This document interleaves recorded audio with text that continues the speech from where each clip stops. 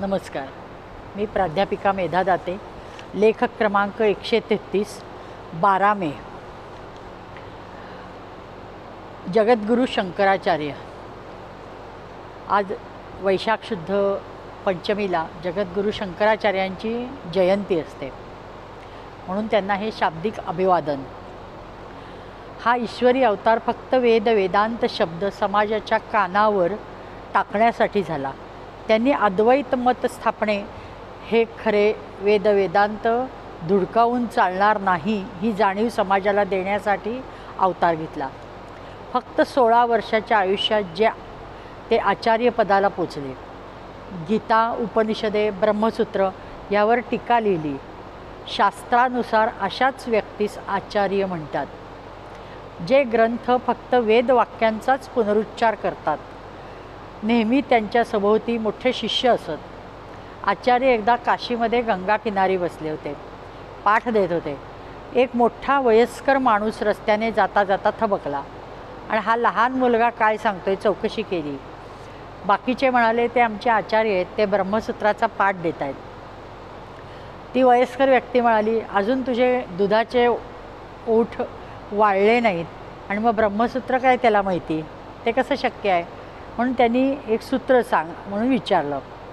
त्या सूत्राचा अर्थ विचारला, परीक्षा घेतली, पण सर्व तंतोतंत बरोबर उत्तर आचार्यांनी दिलं. ते उत्तम उत्तीर्ण झाले. तो गृहस्थ गालात हसू लागला. मग आचार्य म्हणाले, बास की आता प्रकट व्हा. तेव्हा बादरायण व्यास महर्षी प्रकटले. आचार्यांना वंदन केले आणि त्यावर उपस्थित सर्वांना प्रकार हा कळलाच नाही. ते आश्चर्यचकित झाले. त्या सर्वांनी व्यास नारायणांना वंदन केले. व्यास महर्षी म्हणाले, कैलासातल्या शिवगणांकडून वेदार्थ रक्षणासाठी आपण अवतार घेतलेले कळले, म्हणून मी इथपर्यंत पाहायला आलो आणि धन्य झालो. आता निरोप द्या. त्या असे म्हणतात. आचार्य म्हणाले की चला, माझेही काम संपले, मी पण येतो. त्यावर आचार्यांना व्यास महर्षांनी अडवले. ते म्हणाले, छे, तुम्ही टीका तर केलीत, त्याचा प्रचार प्रसार कोण करणार. ते तुमचंच काम आहे, ते तुम्हालाच करायला पाहिजे.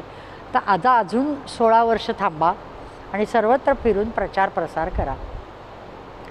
आणि मग माझ्या वाङ्मयावर टीका करून मला कृतकृत्य केलेत, आता त्याचा प्रचार करून त्याला पूर्ण न्याय द्या, अशी प्रार्थना व्यास करतात. आणि म्हणून ते पुन्हा पुढं 16 वर्ष थांबले. परम सद्गुरू गजानन महाराजांनी आचार्यांबद्दल गौरवोद्गार काढताना पंडितजींच्या डिस्कवरी ऑफ इंडियाचा उल्लेख केला आहे. ते म्हटलेत की आचार्यांच्या संदर्भात जे डिस्कवरी ऑफ इंडियात म्हटलं आहे की Acharya did great work in his short life. अतिशय नेमके वर्णन श्रीजींनी केले आहे. अशा प्रकारे पुढे होणाऱ्या श्रीकार्याची पार्श्वभूमीच जणू आचार्यांनी तयार केली होती. तसेच सदैव ईश्वरीय कार्य तंतोतंत नियोजनानुसारच चालू असते.